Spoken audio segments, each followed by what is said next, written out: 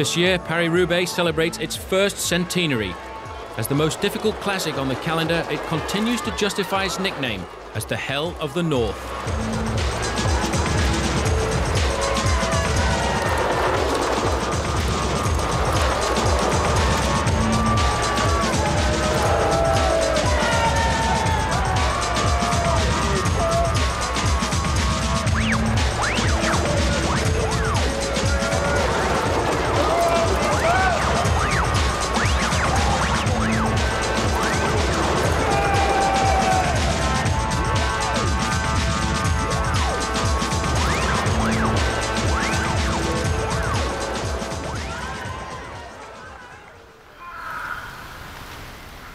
Every year in April, the north of France offers riders wind, rain, mud, and kilometre after kilometre of bone-jarring cobblestones.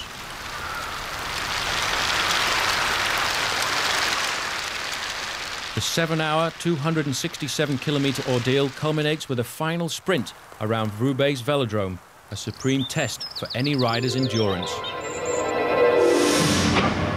The race's origin lies in France's Industrial Revolution at the end of the 19th century, when a booming Roubaix was the country's wool and mining capital. To help promote their new velodrome, two local entrepreneurs came up with the idea of a race between Paris and Roubaix. It was to entertain the workers on Sunday, their only day off. A local journalist chose the route, cycling from Paris himself. But by halfway, the rain had reduced the road to mud and cobbles. On reaching Roubaix, the shattered scribe begged the organisers to give up this mad idea, but to no avail. On April the 19th, 1896, 45 professional riders and 6 amateurs were attracted to the first edition of Paris Roubaix. In the 100 years since, this desperate trial over French farmlands has become La Reine, the queen of classics. Its winners, a roll call of cycling greats. By 1909, the race's first star had appeared as the diminutive Frenchman Octave Lapise, who won the first of his trio of crowns.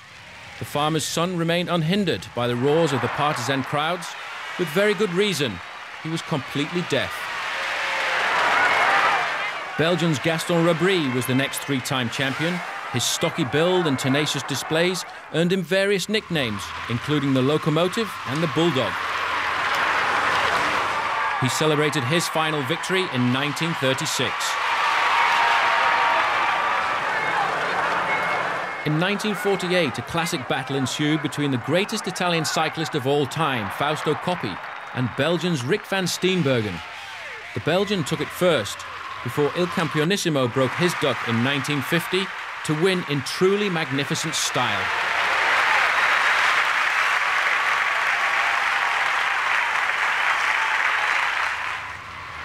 The pair fought it out again in 1952, but this time it was Van Steenbergen who ran out the overall winner, to take for him a second emotional victory.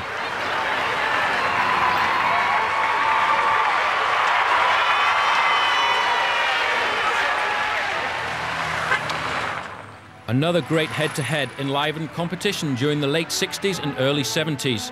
This time it was Eddy Merckx who showed the all-round talent that had made him the world's greatest ever cyclist when he took 3 Paris-Roubaix victories.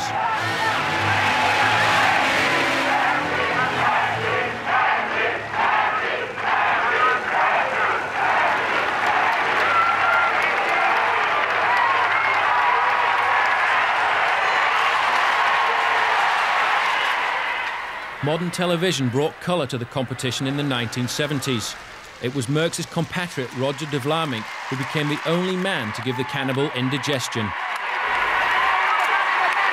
He took 4 wins and earned himself the nickname Monsieur Paris-Roubaix. His last triumph signalled the start of Francesco Mosa's dictation to the Queen. The Italian made her bend to his will, winning between 1978 and 1980.